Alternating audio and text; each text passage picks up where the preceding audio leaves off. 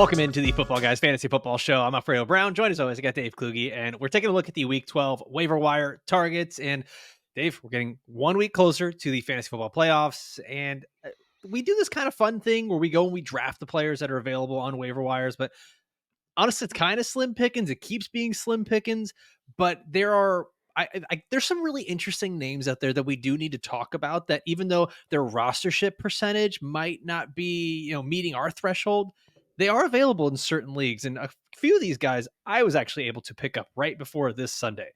Yeah, a lot were drafted and then dropped and sitting on the waiver wire. So we're going to talk about some guys that might be a little bit obvious, but guys that, we're getting to that point, man. Heading into week 12, fantasy playoffs are going to be here in no time. Like, we're going to start throwing around that league winner title. And I think that there's a few guys that are still available in 50% of leagues. And we know at this point of the season, 30% of leagues are just dead at this point. Public leagues and people stop playing. We don't know the exact number, but these guys might be available in your leagues, might not. But there are definitely some guys that have league winning upside that are available in a lot of leagues.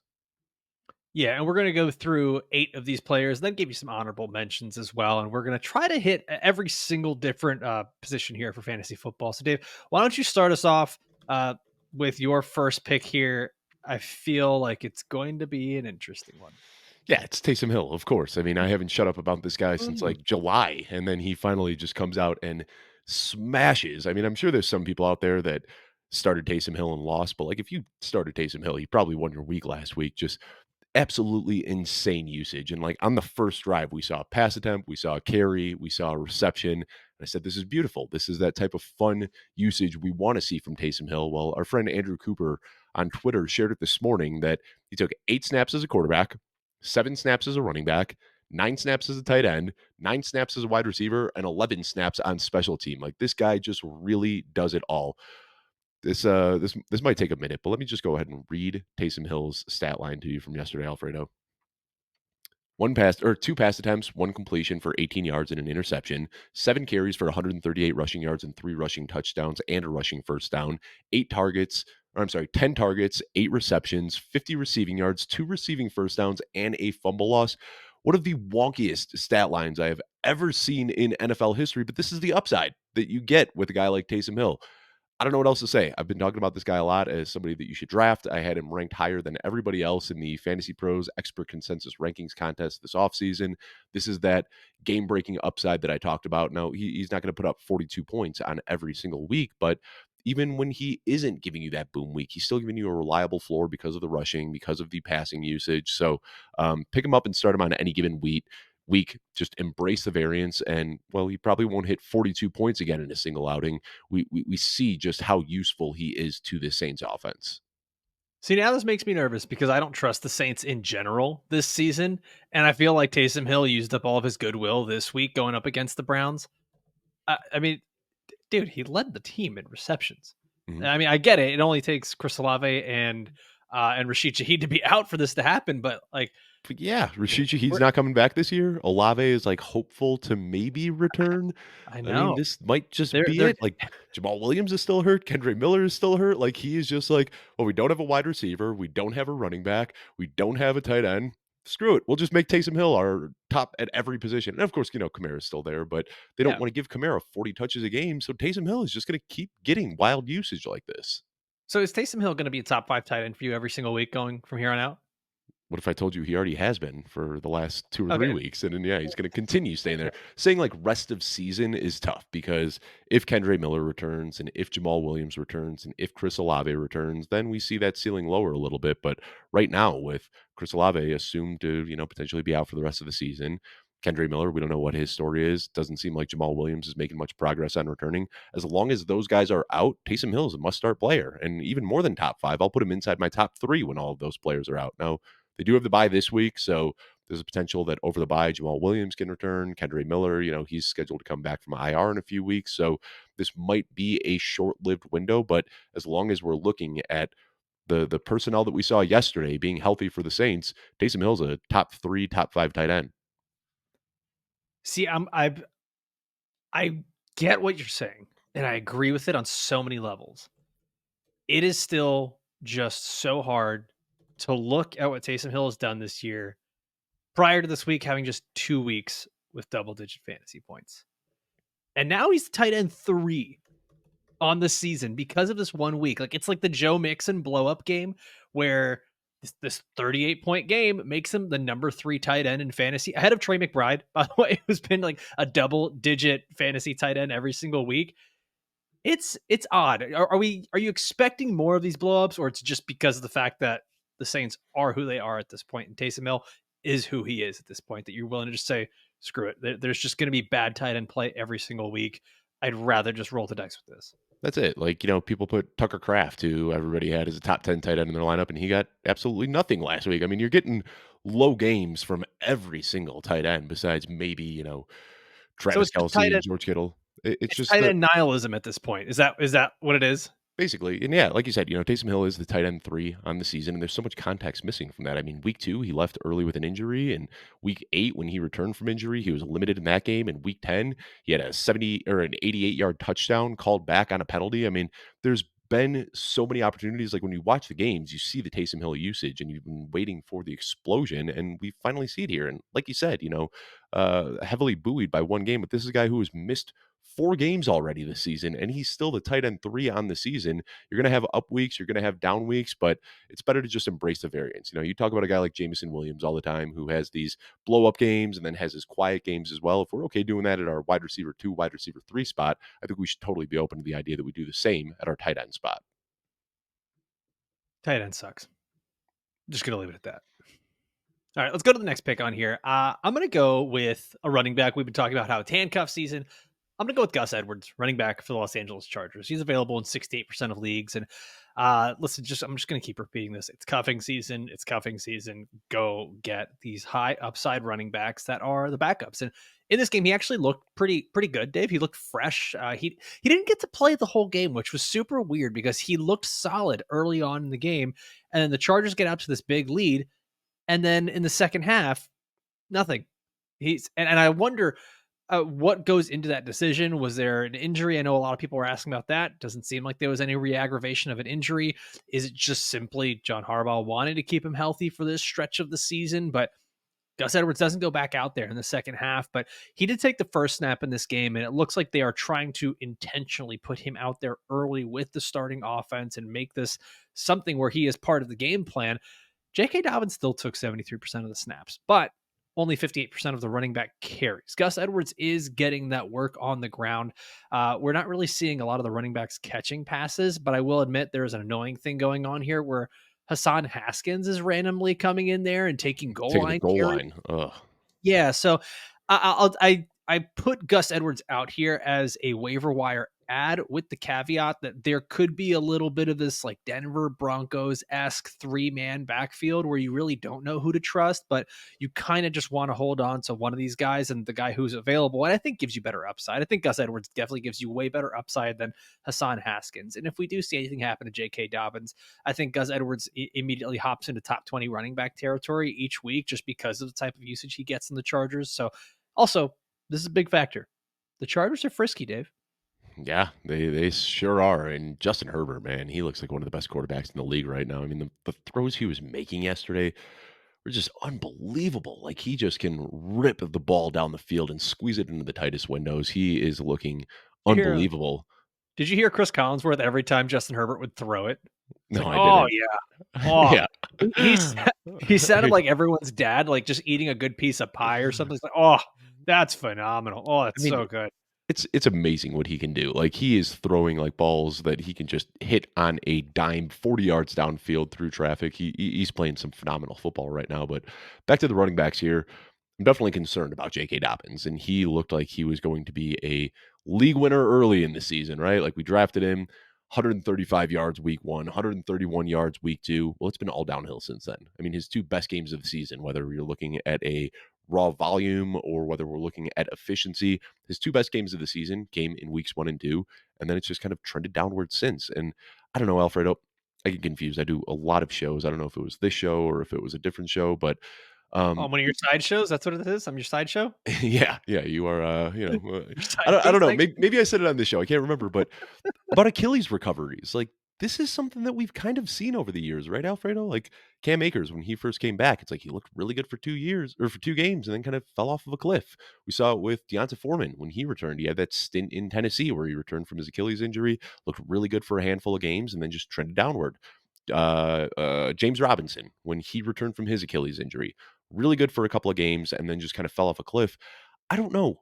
Maybe it's just a fluke, but I think we've seen enough instances now where there's something with this Achilles surgery that, like, when you come back, you look great, and then you just lose some of that explosiveness over time. And we're seeing this with J.K. Dobbins. So, had a good night last night, but I don't know if we're going to see him running away with the job like we imagined earlier in the season. I think that Gus Edwards is good enough, and he's got fresh legs now after missing a big chunk of the season that we could see some sort of split between the two of them going forward. Yeah, and even early in the season with J.K. Dobbins, like we saw the long run where he just ran out of gas, and we said, "Okay, well, don't worry. By mid-season, he's going to be back to form." And then mid-season is here, and we're kind of like, "Well, he looks kind of tired." And I'm not going to say he looks bad because he doesn't look bad. He just doesn't look like a guy that has a stranglehold on that running back position there in L.A. And And I before kind of that just, breakaway touchdown at the end of the game, he was having another really quiet game yesterday. And, you look at it's not the best metric in the world, but yards per attempt, 13 and a half in week one, 7.7 in week two. And he hasn't come close to either of those numbers since, 2.9, 2.3, 3.8, 2.9, 3.3. It's been disappointing. And yesterday, before that, breakaway run at the end of the game, when they ran that really nice counter to the left, he was averaging about 2 yards per carry, which has kind of been what he's been doing all year, unfortunately. yeah, it's the signs are definitely there that we're probably not going to see the best of J.K. Dobbins going forward, but I am willing to invest in this Chargers offense because things just look good right now, and Justin Herbert looks good, and everything's clicking on all cylinders. I mean, I will say this: I rewatched the game this morning on the condensed game replay. Man, if Quentin Johnston comes down with some of those contested catches, it is the game's put away early. Mhm. We're not even talking about this being a thing. I think there was like three of these. I just Justin Herbert, man, you deserve so much, but just keep throwing it to Lad McConkey. Lad Well, that McConkey. that touchdown that Quentin Johnson had too, like, we've talked so much. There's been so It's much made another one about where he's like just wide blown open. coverage. I don't even think that. I've seen so many people saying that there were 4 people in the vicinity. I don't know. No. There's maybe 3 quarterbacks in the league that are making that throw. I think Justin Herbert deserves the adulation for that throw more than Quentin Johnson, but there was coverage there. I mean, Eh, Justin Herbert squeezed that. There was a deep just rocket down the field. I think you're looking at maybe Josh Allen and Patrick Mahomes being the only other quarterbacks that are making that touchdown throw. I don't know. Watching it this morning, it didn't seem like all that impressive of a throw. It was just like a guy that was pretty much wide open because the safety didn't come over. The linebacker was still shallow, and that deep third was just wide open for Quentin Johnston. But anyways, this is a waiver wire show, and we're getting off topic here. Dave, go for your second pick. Next thing I want to talk about is another guy that I talked about a decent amount this offseason, Anthony Richardson. And we saw the upside in week one, and it has not been pretty since. But I think he learned from his little timeout. Shane Steichen stuck him in the corner for a few weeks and made him stare at the corner. And now all of a sudden he learned how to play football. Apparently, I mean, this is what we drafted him for. Like, we saw the ceiling. I think he was just playing a little bit too loose early in the season. He was trying to do too much, trying to scramble too much with his legs, looking too much for the big throws. And yesterday we saw him playing more mature football. Taking what was given to him, and he still used him as a rusher. He got 2 rushing touchdowns, which really, really props up his fantasy production. But he's got a decent schedule down the stretch, and he was dropped in a lot of leagues. We're looking right now, as of this morning, he's still available in 56% of leagues. So that could be yours. And, unless I've got Lamar, Josh Allen, or Jalen Hurts, I'm putting down a claim for Richardson because I think his upside, if he can continue doing this, is higher than almost any quarterback out there. We talk about the production on a per dropback basis last year. And if he can extrapolate that into a new season, what would happen? And we kind of saw that come into fruition yesterday. Now, his schedule for the rest of the year, he's got Detroit next week, which is going to be tough. I don't know if he's the polished passer enough to really take advantage of the weaknesses they have in the secondary, and he's definitely not going to be able to run the way he has against that. But after that, he's got New England, which is a nice matchup. Then he's got a bye. Then he's got Denver, which isn't a great matchup, but I think that you're still starting him that week. But really, for me, it's week 16 and 17. He gets Tennessee and he gets the New York Giants, who are basically punting their season away. So if Richardson can continue showing improvements and continue giving us good fantasy production over the next few weeks, looking at those matchups in week 16 and 17, again, mentioned it with Taysom Hill. Talked about it at the top of the show. We're going to start throwing that league winner term around a little bit. Anthony Richardson with Tennessee and the Giants in week 16 and 17 could definitely be a league winner this year. Yeah, I'm in a league where I was surprised that Anthony Richardson got dropped despite being named the starter for the Colts going Mhm. forward. And it was one of those where waivers ran. He was available on Thursday. I had a quarterback on bye, and I ended up with Anthony Richardson, and he came through this week. And Dave, you mentioned all of the upcoming matchups that he has, and I think this is the kind of player where the matchups don't worry you quite as much simply because of that rushing floor. And I mean, it can, right? Like, obviously, if a defense is going to get to him, he might make some mistakes and that could really hinder everything. But he's the kind of player that I think that you're willing to throw him out there. Like, this is what we wanted from him when we were drafting him early in the season. There's a guy that gives you that immediate rushing floor, but then the huge upside of a multiple passing touchdown game along with the rushing floor. So I think that's what we're still hoping for. And listen, I don't see any downside of just adding him in there to your quarterback rotation, especially if you've been streaming. If you're running out quarterbacks like Bo Nix and Anthony Richardson every week, cool. Jameson Winston and Anthony Richardson every week, great. Like, I had to pick him up because I had Kyler and I needed someone to come in and be my starter this week. And I'm going to hold on to Anthony Richardson just Yeah. because the upside is there. I did the same exact thing in our listener league where I know some of the people in that league are going to be listening to this episode. And I'm looking Thursday afternoon. Kyler Murray was my quarterback, and I was looking for a streamer, and I was probably going to end up, going with Kirk Cousins or Caleb Williams or something like that, a guy I wasn't feeling too great about. And then Anthony Richardson was named the starter, swooped in, picked him up, and won my matchup. And, we're going to, it wouldn't surprise me if we see quite a few 30 burgers from Anthony Richardson going forward this year. Yeah, it's really possible. And that's why you pick these guys up anyways. All right, I'm going to give you my next pick here, and I'm going back to the Chargers. I'm going with Will Disley, tight end for the Chargers. He's available in 70% of leagues, and honestly, I never thought that I'd be doing a show here where I'd be saying, go pick up Will Disley of the Chargers, and he's kind of been one of these guys that he'll have a one-off game, and people maybe chase the touchdowns, but this has been something where we're seeing him consistently be good. Over the last 5 weeks, he's been the tight end 11 in fantasy points per game, fifth in target share amongst tight ends, eighth in receptions. This is a passing offense that looks better. And I think really outside of Lad McConkey, Justin Herbert hasn't come across a target that is just consistently reliable for him. And we're seeing him make some pretty impressive throws to Will Disley. That little seam route that he had right up the middle where Will Disley just cradled that ball in, took it. I mean, it was there's a trust factor that's there. I know that's one of those intangible things that we talk about every once in a while here on the show. I want as many pieces of his passing offense as I can right now, just because of how good Justin Herbert looks. He actually moved up. I talked about this last week that Justin Herbert was a kind of dark horse MVP candidate because of how the Chargers are playing. He moved up from 11th in the MVP race to 7th. It went from plus 5,000 to plus 2,500. And also, Dave, Chargers are frisky. They certainly are. And again, we just talked about the Chargers quite a bit, so we don't need to dive into it too deeply. But I'm just happy to see Will Disley coming back. This guy has just had so many injuries throughout his career. Looking right now, he had a Achilles tear in 2019, tore his patella in 2018, had a fibula fracture in his leg in 2022. Where I remember Pete Carroll saying that like he might never play football again. Said it was one of the most gruesome broken legs he's ever seen before. So really happy to see Will Disley coming back and not only just being an effective football player, but being an impact player for the Chargers. I mean, he is out there basically operating as their number one target. And Quentin Johnson is the one that's getting the touchdowns and the big plays. But Will Disley is that guy who is consistently across the middle of the field when Justin Herbert doesn't have the big play available. That's who he looks down to. And not even just that. It's not just the safety valve when nobody else is open. I mean, I don't know if you mentioned it, but the first read share last week was through the roof, and I have yet to see it for this week. But he is an integral part of this offense. He's going to continue seeing a lot of work. So yeah, here we are. This is cuffing season, of course, but talked about two tight ends and a quarterback so far as our, three of the top four guys that we want to pick up this week. Well, what's crazy too about Will Disley is that he's doing this without getting a bunch of touchdowns. He finally got Mhm. his first touchdown of the season this past week, and Yep. normally when you have kind of an oddball tight end that you're like, oh, he's overperforming. We would never expect this. It's usually a guy that's got like 3 touchdowns in 2 games. And you're saying, oh, it probably doesn't, keep going. But Will Dissly, this has been a lot more about volume, about the first read targets, and just about honestly the lack of reliable targets that there are there in Los Angeles for Justin Yep. Herbert. So yeah, I like Will Dissly going forward. All right, Dave, hit us with your next one. Talked about this guy last week, and I'll talk about him again. Cam Akers.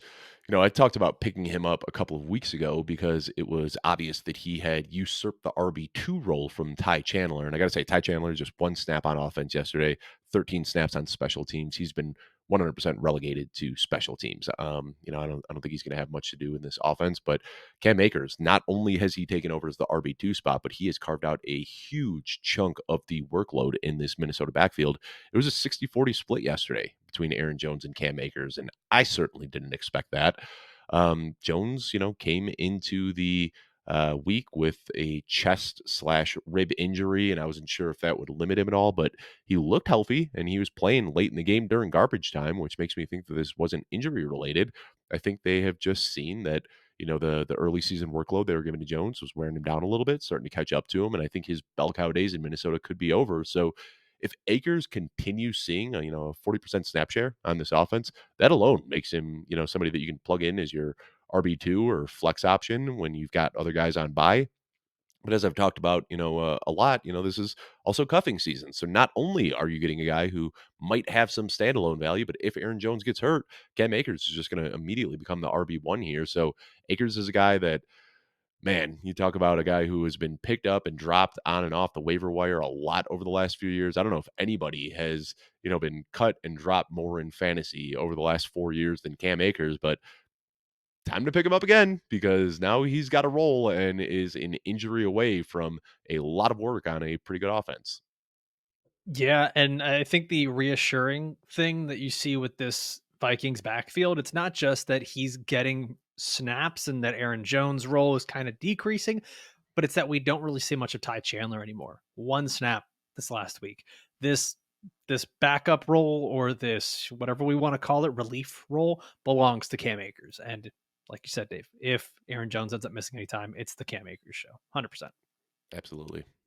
All right, I'm going to give you my next guy here, and I'm going with Elijah Moore. He's been on this show a couple times already, and moves just aren't being made. People, go pick up the Browns receivers. Jameis Winston has this team looking good for fantasy. Now, they're not winning games all that much. I mean, they just got torched by the New Orleans Taysom Hills, but they're actually making some pretty good moves for fantasy. And Elijah Moore is available in 81% of leagues still with Jameis Winston. He's had double-digit fantasy points in 3 of his 4 games. 2 of those were 16-plus points. He's averaging 9 targets per game. This is what you want to see out of a guy that is most likely limited to the slot. Hey, go and get us a bunch of volume, and that's what he's doing.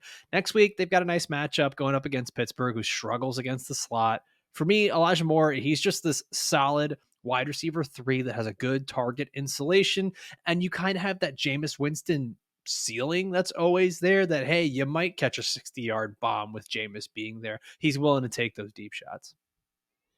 Yeah. I'm not going to push back too hard here. I mean, we saw a Jerry Jeudy blow up game yesterday. Cedric Tillman was kind of held in check. Elijah Moore, kind of feasted yesterday. I think it's going to be tough projecting where the touches are going to go on a weekly basis. I mean, Cedric Tillman looked like he was locked in as the RB or as the wide receiver 1, and then just completely fell by the wayside last week. But like you said, Elijah Moore's got some good matchups coming up, so I am with it. This Browns team, man, it's I don't really know what to make of it. We're getting a Blake Bortles type of season here from Jameis Winston, where he's just throwing for 400 yards and racking up touchdowns, and his wide receivers are feasting, but they might not win a game for the rest of the season. Yeah, I mean, well, their defense hasn't been as good as it's been in years past. They can't really establish the run. Like, they don't have much of anything. They're just either losing games or trying to catch up in games all the time. And Jameis Winston, I mean, it's going to be hard to decide where the ball is going, but honestly, it seems like these 3 or 4 different targets that Jameis has are all going to be somewhat reliable to put in fantasy lineups. It's just going to be the varying degrees of who's going to have the ceiling game, who's going to have the floor game. But it kind of seems like he's got everything funneled down to Jerry Jeudy, Cedric Tillman, David Njoku, and Elijah Moore every single week. It doesn't really seem like there's running backs coming in or backup tight ends or anyone else that's coming in to take the shine off these guys. Yeah, completely agree. I mean, it's a shaky proposition, right? Relying on a guy who's kind of in a three-way split with Jameis Winston supporting them, but he's been doing it. So I think you just keep going back to the well and starting Judy, Moore, and Tillman on a weekly basis and taking the ups with the downs. Yep. All right, final two picks here, Dave. Go with it. Jaylen Wright is another guy I've talked about a lot this year. And Raheem Mostert did leave briefly with an injury yesterday, but quickly returned after. So I don't think the usage was skewed too much by that injury. Either way, it looks like we're seeing Jaylen Wright take over as the RB2 here. He had 5 carries to Mostert's 3, also had a target to Mostert's 0. And last year we saw that this offense is capable of supporting multiple running backs. We saw Achan and Mostert both feasting in this offense last year, and I think they could do the same, except we might see Jaylen Wright take over the Raheem Mostert role. Now, we're getting deeper into the season. We know about Tua's struggles as the season goes on and the weather gets colder. So I want to see this Dolphins team start to rely on their run game a little bit more. Maybe they do.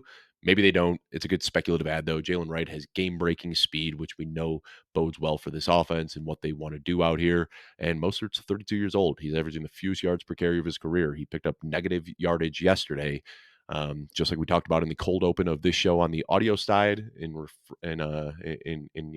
talks about Steven Jenkins of Third Eye Blind. Father Time is undefeated, and Raheem Mostert is knocking on that door right now. So Jaylen Wright, another speculative ad that I think you can pick up. Hopefully he takes over Raheem Mostert's role. I don't think he's somebody that you're ready to plug into your lineups immediately, but the trend is starting to move in that direction. And if it does, hopefully we can get some startable weeks from Jaylen Wright in the fantasy playoffs.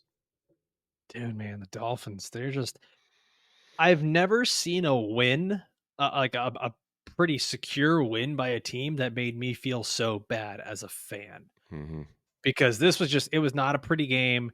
The team still looks like they're struggling so much. Everything in this offense simply goes to Devon Achane and Tyreek Hill. And So weird. it's not even that great for fantasy either for Tyreek. It's really just how many touches can Devon Achane get? And he kind of seems like he's running out of gas a little bit as the season goes on here. Hmm. Well, the usage for him is weird. Like he does his best when he gets out in space, and Mike McDaniel, for whatever reason, is just hellbent on running him up the middle consistently. It's weird to see. And Jalen Waddle, man, I gotta own this one. He was one of my favorite draft picks this year. I was drafting him consistently in round 2. Can you shine some light on this, Alfredo? Like, is he injured? Is he just what is happening? Like right now on the year in PPR scoring, he is the wide receiver 60. He's getting outscored by, I mean, you see some of these names ahead of him. My goodness, like Darius Slayton, Jalen Tolbert, Ugh, Ray ugh. McLeod are outscoring Jalen Waddle this year. Like they paid this guy over $100 million. Like he was supposed to be the future of their receiving core, and I just don't get what's happening. Like it's just I don't know. Try to explain to me what's happening. Well, Jalen Waddle's kind of always hurt. Like that's it. Oh, never mind. You've never seen this. I was gonna say, like in Avengers when Bruce Banner says that's my secret cap. I'm always angry, and he turns into the I Hulk. do know that from the Okay. the the meme. Yeah, it's a very Oh, common meme. good. That's why I know it. Good. Yeah. Glad you've seen the meme. Jalen Waddle, though, like his secret is that he's always injured. So it wouldn't surprise me if there is something there. But dude, it's just been weird. Like even as a fan, like I really, whatever faith I did have in Mike McDaniel and in this Dolphins offense, it's so out the window. I actually kind of, this is going to sound awful. I kind of hate that they won yesterday against the Raiders. Like I just wanted them to lose and like let's go right back to tanking. Like let's just go right back to like undoing it all. It's been such a bad waste. They have so much money invested in these players that are either injured or not playing well. Dave, is Jalen Waddle the worst pick in fantasy? Or I know last week you said it was Tyreek Hill. Could they both be like the worst fantasy duo picks Just this year? drafting any Dolphins player besides Devon Achan was a Yeah. mistake this year, it seems like. And I don't know, man. It really is weird. If anybody watching the show is like, huh, Dave and Alfredo, I wonder what ever made them get so obsessed with fantasy football that they decided to become content creators. Well, it's because we love football and Nice. I cheer for the Bears and Alfredo cheers for the Dolphins. And putting our energy into that would just drive both of us insane. So fantasy football it is. We Yep. can't live in reality, so let's just dwell in fantasy. Exactly how it went. That is exactly how it went because for years and years and years, the Dolphins sucked. And I was like, you know what? I can win some games myself on Sundays. I I'm mean, gonna I go. don't think Yeah, I don't think it's a coincidence that if you look through like the fantasy football industry, the Oh, it's all majority of fans, it's Bears fans, Bills Browns. fans, Browns fans, exactly. Like it is Yeah. all of the most downtrodden fan bases are just like screw it. Fantasy football is all I've got. Who's like who would you say is probably the best franchise in the NFL over the years that has like no would you actually I think I only know one Patriots fan that Jagger is May. in yes, Jagger May, who is Yeah. in the fantasy football industry. Yeah. Chiefs, maybe we have one like Heath Cummings. That's about it. Yeah. Yeah. I'm trying to Yeah. think. There's a I mean, like, correlation. it must be so cool to like cheer for a team that actually is good and wins games, and like you don't have to rely on this imaginary lineup that you've set on an app that it will bring you joy. Like you could just like sit down in the team that's like a part of your identity and like, yeah, they won another good game against a tough opponent. That must be so fun. Like I can't even tell you, man. Like I am just broken from these Bears losses between the Hail Mary against Washington and then like yesterday, Caleb Williams driving down the field and setting them for a field goal just to get blocked. Like I was literally wiping tears from my eyes of laughter. Like I couldn't even help. Like I just started laughing hysterically when that field goal got blocked. And I'm just like, every time I think that like the Bears can't find a new way to rip my heart out, they do it. And it's just like I can't even help but laugh at this point. I remember the one good season that the Dolphins had last year. And then it Mhm. always ends so depressing at the Even football guys, that, did especially you in guys didn't even Vegas. win? Like, it's a great season. You didn't even get a playoff win. Like that is like No. the peak of being a Dolphins fan in your lifetime is like we That's made the playoffs. yes. We made the playoffs, participation trophies for everybody. And It's it was like brutal, it was man. the most embarrassing win to, or loss too. It's just like, well, it was cold out, so obviously we can't play. Like it just yeah, it was sad. It was insult to injury. Yeah, I mean, the All right. peak of my existence as a Bears fan was the first play of a Super Bowl 20 years ago, and it has just been downhill since then. Like Devin Hester runs the opening kickoff back, and then we just lost that game. And I don't know, man. I don't know. Rex Grossman. Good Thank God times. for fantasy football. Yeah. I'm sure there's a lot of people listening that could relate to this so Yes. much. All right, I'm gonna give my last pick here, and it's a twofer, and I think this might actually be my favorite one because I think there's some decent upside here. It's Ameer Abdullah and Dylan Laube, who are both available in essentially 100% of leagues. And Laube's the guy that I'm very interested in here because I think there's a lot of that excitement of the unknown. We've seen how bad the running back position has been for the Raiders, and I don't know that it's getting any better. Dave, we kind of talked about this a little bit, how the Raiders changed offensive coordinators, and there was I asked if you were worried, could they change up the running back shares here? And it looks like they kind of were for a bit there, where Zamir White was getting a lot of the touches, and it just still looked bad. But now with both Alexander Madison and Zamir White dealing with injuries, I think a lot of people are going to run to go grab Ameer Abdullah. But Dylan Laube is actually going to be, is it Laube? Laube? Laube? Laube. Laube. Laube. Laube. I've heard it both ways.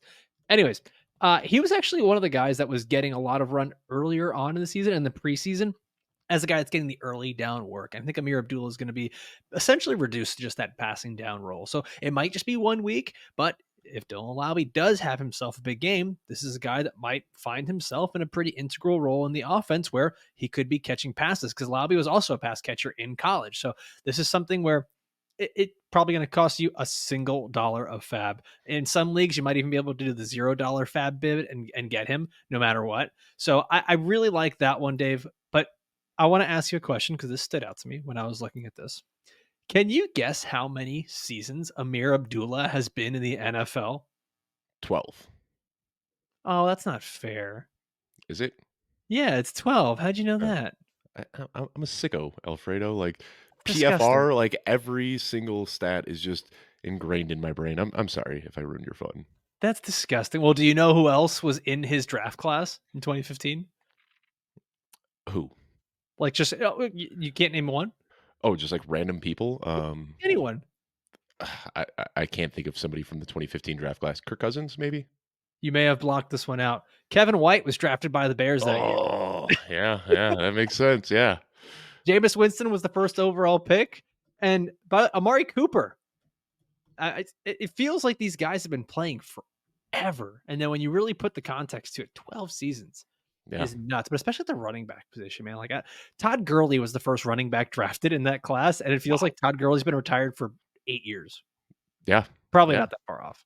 I mean, Ameer Abdullah makes sense. He's never been a workhorse, and we talk about looking at running backs more on like a touch curve than on a age curve, and you're a guy like Ameer Abdullah who's only catching passes and not taking the touches in between the tackles that really kind of break a running back down. It makes sense that he'd have some longevity to his career, and um, I think if you look at how the Raiders have kind of deployed their running backs, it's very, very obvious that it's game script dependent. And if they're up, it's going to be Madison and White, and if they're down, it's going to be Abdullah and Laube. And I don't know if you're aware of this fact, Alfredo, but the Mm. Raiders aren't very good. And they could find Really? themselves in a lot of game scripts that are going to lend positively to a guy like Abdullah and Dylan Laube. So, yeah, I'm with it. You start looking at their schedule for the rest of the season, they might lose out on every single game. And if that's the case, there's going to be a lot of opportunity for Abdullah and Laube to gobble up some targets. All right, so that's our waiver wire target draft. But now we got some honorable mentions out here. Some players that we left off this list either because they're too heavily rostered or they just didn't make the cut for us. So I'm going to give you some names, Dave, and as always, you pick one that stands out to you. Devon Vele, wide receiver for the Denver Broncos. Roshan Johnson, running back for the Chicago Bears. Kayshawn Booty, wide receiver for the Patriots. Marquez Valdez Oh Scantling. my It's God. it's still funny just to say. I can't believe he did I'm it again. He so can't keep upset, getting man. away with. Um, Mark, 3 targets. I mean, who's the new poster boy for this? Is it Quentin Johnston or Marquez Valdez Scantling of the 2 catches, 1 touchdown week?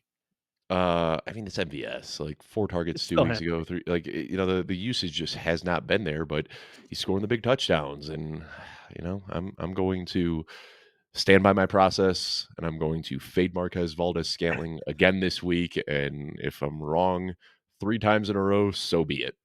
Dave, embrace the variance. I'm begging you. Last But the one on thing the is, like, list the here. usage isn't even there, and he's, like, not even a good player. It's just, You won't say it to his face. I wouldn't, because he's bigger than me and stronger than me, and he'd probably kick my butt. All right, last one on here, Kenneth Gainwell. So Vele, Roshan, Booty, MVS, Gainwell. Is there one that stands out to you?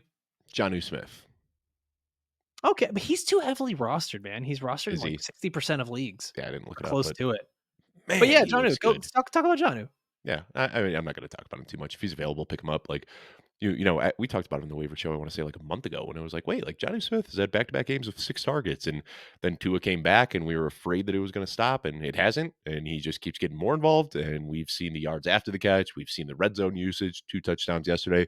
Jonnu Smith's awesome, but Roshan Johnson is a guy I really wanna talk about here. This is the first game that we saw with a new play caller, Shane Waldron finally out of the picture. Roshan Johnson saw his biggest opportunity share of the season. And I think what the Bears did was smart. They kind of used this two-headed committee where 2 guys have very different skill sets. DeAndre Swift is your get outside and hit the home run type of player, and Roshan Johnson is the take it between the tackles and wear the defense down. And we saw that where Roshan Johnson was the only running back on the drive, just chipping away at the defense. Not the big plays by any means, but breaking tackles, running through defenders. And then as soon as DeAndre Swift came in for his first snap on that drive, the defense was worn down. DeAndre Swift comes in with fresh legs, rips off a huge touchdown run. So I think we're going to see a lot of this usage continue under Thomas Brown, the new play caller, where we're going to see a heavy dose of Roshan Johnson at the goal line. We're also going to see him late in the game, kind of wearing defenses down. And I don't think it really impacts DeAndre Swift that much. It might take away some of those low value touches from him, but it's going to help set him up for bigger plays. So Roshan Johnson is a guy who, much like Cam Akers, is carving out a standalone role and also has the contingent upside if Swift gets hurt. Yeah. Yeah, I'm gonna agree. I was surprised you didn't pick him for one of the earlier picks. I was like, huh, Dave must not like Roshan going forward. This was a good week for waivers. I mean, like we could have gone a lot deeper. We picked 4 each. Like we could have gone 6 or 7 players each, and it had guys to talk about. I think a lot of these guys that you mentioned here, Kayshawn Booty, kind of hilarious how steady he has been. But another game with 6 targets, his 4th straight with 6 targets. Kenneth Gainwell is a name that I added to this list that you mentioned that just blows my mind. How he's not rostered anywhere. He's like what I want to say like 5% or something like that. Like we know how good Saquon Barkley is, right? Like there's almost no Right. value at all for Kenneth Gainwell when Saquon Barkley's on the field, but we talk about this being handcuffing season and like every RB2 on a team is rostered, but somehow the RB2 on one of the best running offenses in the league, nobody wants anything to do with. And like maybe there is some sort of split if Saquon goes down, but yeah, it just kind of dawned on me last week. I was like, wait, Kenneth Gainwell is available in like almost every league that I'm in, and I just picked him up as a stash in a ton of leagues. Of course, we want to see Saquon Barkley stay healthy, but it's the NFL we're talking about. And even if we're just getting one or two spot starts from Kenneth Gainwell in this offense, there's value there. Yeah, Kenneth Gainwell, Tyler Algier, Blake Corum, all these guys. Like we'll just keep throwing out all these backup running back names. Make sure if you have the space, stash them.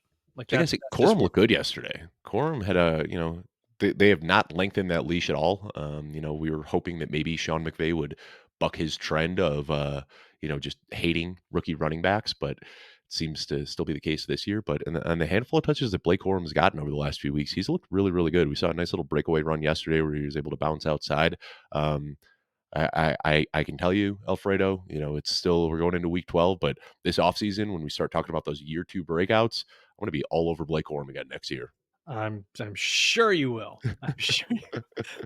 So what I'm going to say here with my honorable mentions is yes, I really like Kayshon Boutte here. Just it's like you said, like it's actually kind of funny how consistent he's been.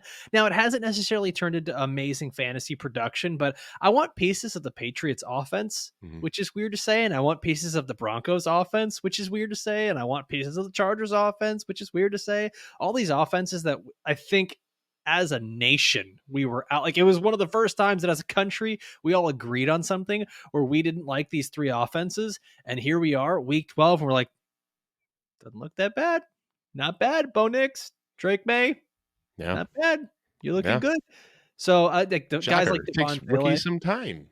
Who'd have thunk it? yeah, yeah. I mean, it's surprising. Bo Nix, do you have the stat line in front of you, by the way, of what it was for him? I remember kind of laughing a little bit because of Talking how about like the 60-yard game a few weeks back against the Jets. Well, I'm I say talking a about few like weeks back. That was even. like 2 months ago now. I'm talking about even. Oh no, never mind. Not yesterday. I was gonna say yesterday. I think it was like midway through the game. It looked like a ridiculous stat line. We had like 24 completions for like 130 yards, Yeah, and then finished the it game with just 307 and 4 that yeah, touchdowns. and then boomed and Bo Nix is good. boomed. He's got the potential. He's got the potential. There's still he's the Taysom Hill of quarterbacks.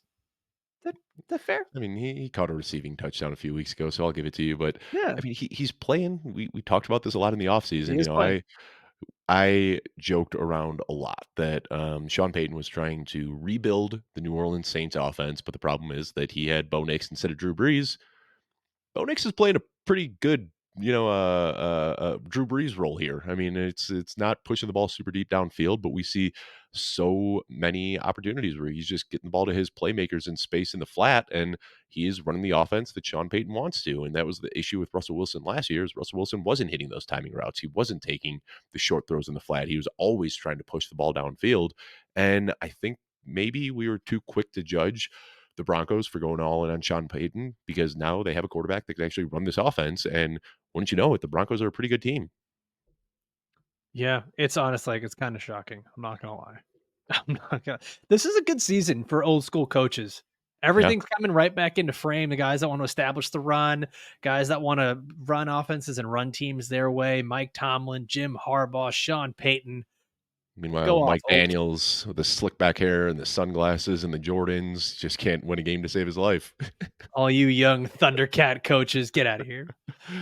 All right, that's going to do it for us. We're going to be back in tomorrow with our week 12 vibes check. And Wednesday, we'll be back in here again. Dave, who do we have coming on Wednesday? I'm out here forgetting all the time. We have, I is it think Jagger? Jagger. I think it's Jagger. Jagger Yeah. Bay? Yeah. We're going to be looking at some players to stash for the Uh-huh. fantasy playoffs. Thursday, we're going to be having our starts and streamers where Jagger's going to be actually covering for me that week. So I will be, as you like to say, on assignment. Friday, Dave and Jeff have their news and notes updates from the week. And then Sunday morning, again, we've got the Sunday morning live start sit. As always, I want to thank you guys for watching and listening all the way through. We'll see you next time. Adios.